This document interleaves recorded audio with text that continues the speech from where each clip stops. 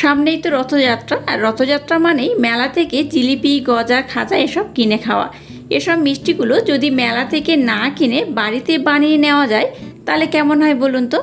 নমস্কার বন্ধুরা, আমি পম্পার কিচেনে আপনাদের সকলকে স্বাগত।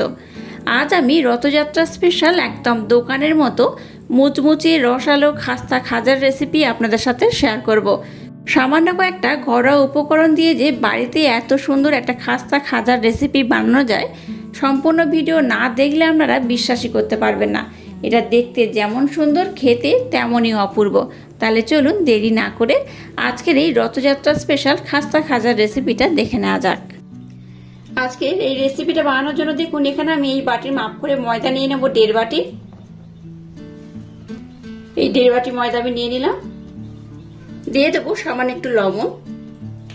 এই ছোট চামচে 4 ভাগের 1 ভাগ দিয়ে দেবো বেকিং পাউডার। বেকিং সোডা এখানে ব্যবহার করব না, সামান্য একটু আমি বেকিং পাউডার ব্যবহার করলাম।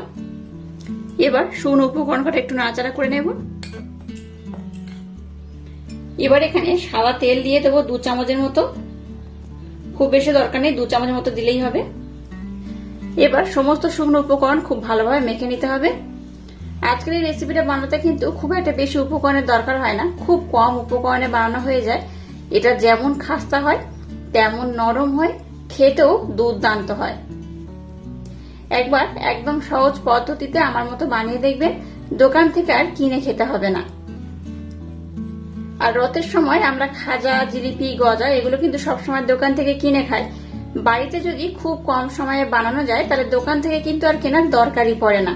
আর বাড়িতে বানানো যে কোনো খাবার কিন্তু বেশ হেলদি, দোকানের থেকে অনেক বেটার।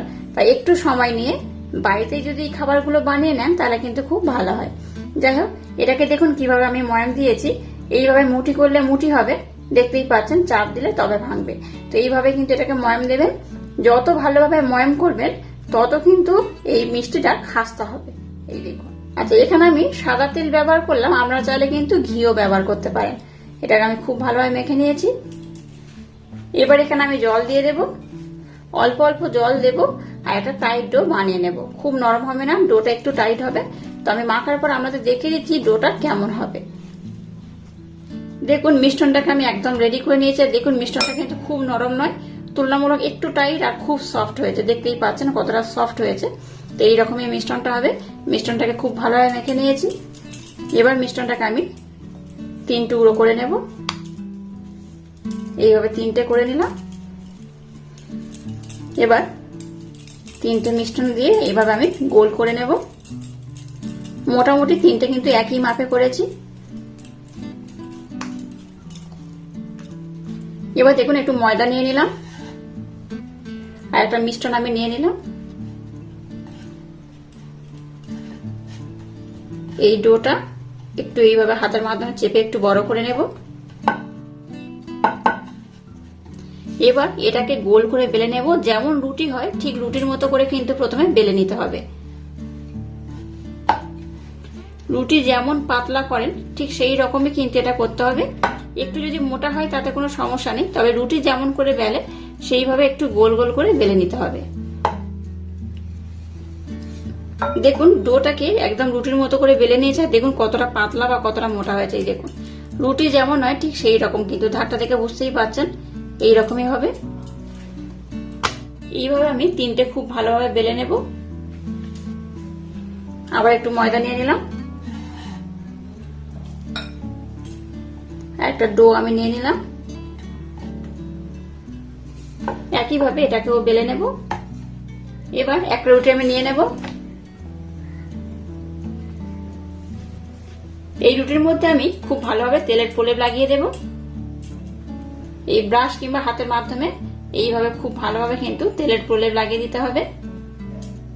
এবার দেখুন উপরে একটু ময়দা দিয়ে দেব।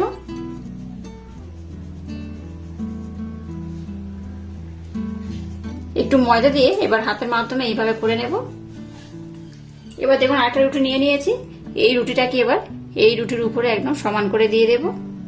এবার হাতের মাধ্যমে একটু এইভাবে চাপ দিয়ে সমান করে নেব। আবারও একইভাবে আমি তেলের প্রলেপ লাগিয়ে দেব। আবার একইভাবে ময়দা আমি দিয়ে দেবো উপর থেকে। এইভাবে একটু হাতের মাধ্যমে চারিদিকে লাগিয়ে দিতে হবে। এবার এই 3 নম্বর রুটিটাকে আমি দিয়ে দেব। এখানে কিন্তু আমি মোট 3টে রুটি বানিয়েছিলাম, 3টে রুটি দিয়ে দিলাম। একইভাবে এটার মধ্যেও তেলের প্রলেপ লাগিয়ে দেব। দেখুন 3টে রুটি কিন্তু খুব ভালোভাবে আমি প্রলেপ লাগিয়ে দিয়েছি। এবার হাতের মাধ্যমে এইভাবে একটু চাপ দিয়ে সমান করে বসিয়ে নেব। এইভাবে এটাকে আমি ফোল্ড করে নেব, এইভাবে আমি গোল করে নেব, ছোট ছোট করে, একদম সরু সরু করে কিন্তু এইভাবে গোল করে নিতে হবে। এবার একদম শেষে যে পার্ট রয়েছে এখানে একটু আমি জল দিয়ে দেব, সামান্য একটু জল এইভাবে লাগিয়ে নেব।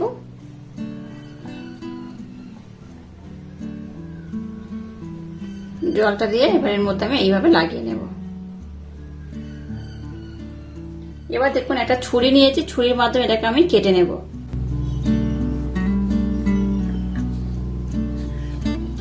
এইভাবে সমান টুকরো করে কেটে নিতে হবে। আপনারা চাইলে কিন্তু এটা ছোট বড় করে কাটতে পারেন।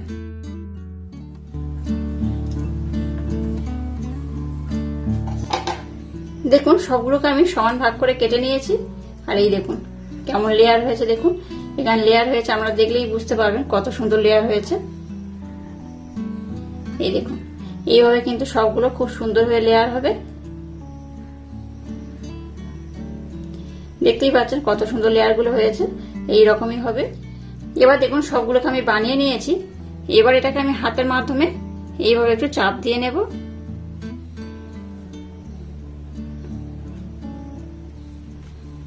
এই দেখুন আমি কিন্তু এটাকে এইভাবে চাপ দেব না, আমি এটাকে এইভাবে মুখটা খুলে চাপ দেব।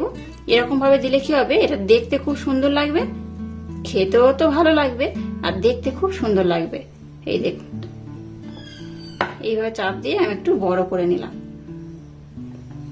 একইভাবে সবগুলোকে বানিয়ে নেব। এইভাবে একটু আমি চাপ দিয়ে নেব।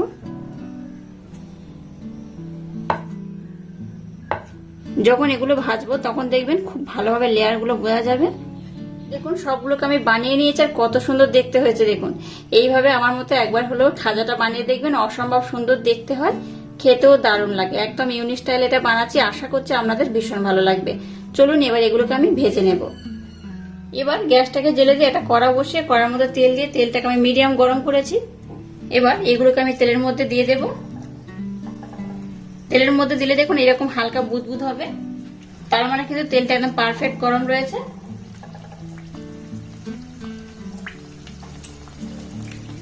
এবার একটা কড়াতে যতগুলো ধরবে ততগুলো দিয়ে কিন্তু ভেজে নিতে হবে। আর এই মুহূর্তে কিন্তু এর মধ্যে কোনো হাতা বা খুন্তি ব্যবহার করবে না, একটু নাড়াচাড়া করে নেবেন, দেখবেন এগুলো কিন্তু অটোমেটিক ফুলেও যাবে আর তেলের উপরে ভেসে উঠবে। আমি একেবারে সবগুলো দেব না, অল্প অল্প করে দিয়ে ভেজে নেব।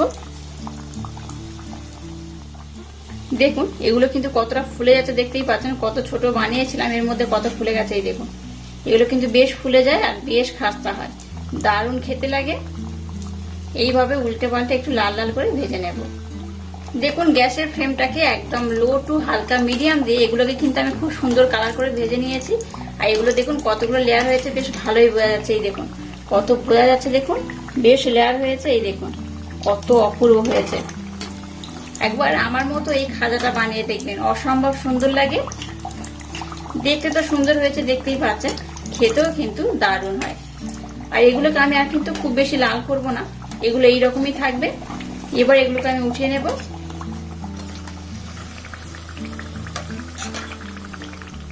একইভাবে সবগুলোকে আমি ভেজে নেব।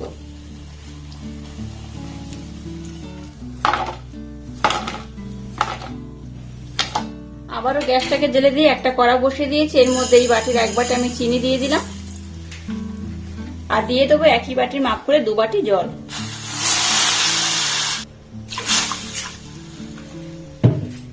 দিয়ে দেবো একটা এলাচ, এলাচের মুখটাকে ফাটিয়ে নিয়েছি। গ্যাসের ফ্লেমটাকে লো টু মিডিয়াম রেখে এবার একটা আমি শিরা বানিয়ে নেব। শিরাটা খুব ঘন, মানে 1-2 হলে যেমন হয় ওরকমই দরকার নেই, একটু চিটচিটে ভাব হলেই হবে।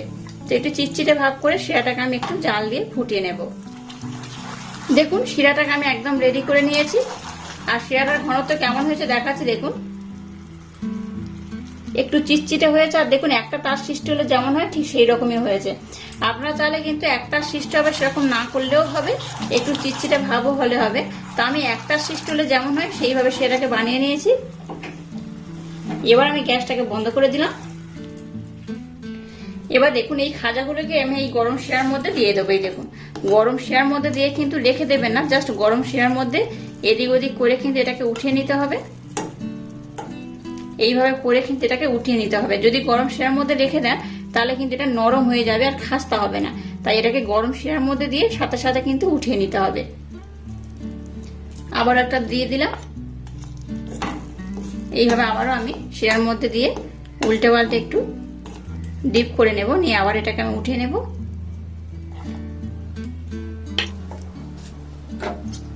আর একইভাবে সবগুলোকে প্রথমে আমি খুব ভালোভাবে এই শিরার মধ্যে ডিপ করে নেব। দেখুন এগুলো কত সুন্দর হয়েছে, কত লোভনীয় দেখতে হয়েছে। দেখুন কতটা লেয়ার হয়েছে বোঝা যাচ্ছে। দেখুন এগুলো আমি যেহেতু শিরার মধ্যে একবার করে ডিপ করে নিয়েছি, শিরার মধ্যে কিন্তু রাখা যাবে না। শিরার মধ্যে রাখলে কি হবে, এগুলো কিন্তু আর খাস্তা হবে না, একদম নরম হয়ে যাবে। তো এই পোর্শন এবার কি করবেন, এবার দেখুন যে চিনির শিরাটা অবশিষ্ট রয়েছে, এই একটু উপর থেকে এইভাবে আমি দিয়ে দেব। উপর থেকে দিলে কি হবে, ভিতরেও খুব ভালোভাবে চলে যাবে, ভিতরটা বেশ নরম হবে আর বাইরে থেকে কিন্তু বেশ খাস্তা হবে। এইভাবে আমি দিয়ে দেব, একদম অল্প অল্প করে দেব। এবার দেখুন এটাকে আমি একটু ঠান্ডা করে নেব, তারপর আমি আপনাদের দেখাচ্ছি এটা কত সুন্দর হয়েছে। একটু ঠান্ডা না হলে কিন্তু আমি আপনাদের দেখাতে পারবো না যে এটা কতটা খাস্তা হয়েছে। তো একটু প্রথমে ঠান্ডা করে নেব, তারপর আমি আপনাদের দেখাবো এটা কত সুন্দর হয়েছে। দেখুন খাজাগুলোকে আমি একদম রেডি করে নিয়েছি, আর এখানে কিন্তু উপর থেকে একটু শিরা আমি দিয়ে দিয়েছিলাম। দেখুন কত সুন্দর হয়েছে, দোকান থেকে যেমন কিনে খান ঠিক কিন্তু সেই রকম হয়েছে। দেখতেই পাচ্ছেন কতটা অপূর্ব হয়েছে। আর বাইরে থেকে কিন্তু ভীষণ মুচমুচে আর ভিতর থেকে ভীষণ রসালো। আমি অবশ্যই আপনাদের একটা ভেঙে দেখাচ্ছি, দেখুন আপনারা দেখলেই বুঝতে পারবেন। এই দেখুন ভিতরে দেখুন রস, দেখুন ভিতরে এই দেখুন শিরাটা কিন্তু খুব ভালোভাবে অ্যাবজর্ব করেছে। একটা ভেঙে দেখাচ্ছি দেখুন, আর কতটা লেয়ার হয়েছে। এই দেখুন ভিতরটা কিন্তু খুব সুন্দর হয়ে গেছে। দেখুন ভিতরে কতটা রস রয়েছে। এটা কিন্তু দেখতে ভীষণ সুন্দর, খেতে অসম্ভব মজাদার, ভীষণ মুচমুচে হয়। এই দেখুন আওয়াজটা শুনে বুঝতেই পারছেন কতটা মুচমুচে হয়েছে। এই দেখুন ভেঙে দেখাচ্ছি, দেখুন কতটা মুচমুচে হয়েছে। এগুলো যখন আরেকটু ভালোভাবে ঠান্ডা হবে তখন কিন্তু আরো মুচমুচে হয়ে যাবে। এটা একবার বাড়িতে আমার মতো বানিয়ে খেয়ে দেখবেন, দোকান থেকে আর কিনে খাওয়ার ইচ্ছা হবে না। বাচ্চা থেকে বড় সবাই ভীষণ মজা করে খাবে। আর আজকের এই একদম ইউনিক স্টাইলে খাজার রেসিপি যদি আপনাদের ভালো লাগে তাহলে চ্যানেলটাকে লাইক, শেয়ার, কমেন্ট এবং সাবস্ক্রাইব করবেন, আর পাশে থাকা বেল আইকনটা প্রেস করে দেবেন। তাহলে আজ টাটা, আবার দেখা হচ্ছে নতুন কোনো রেসিপি নিয়ে।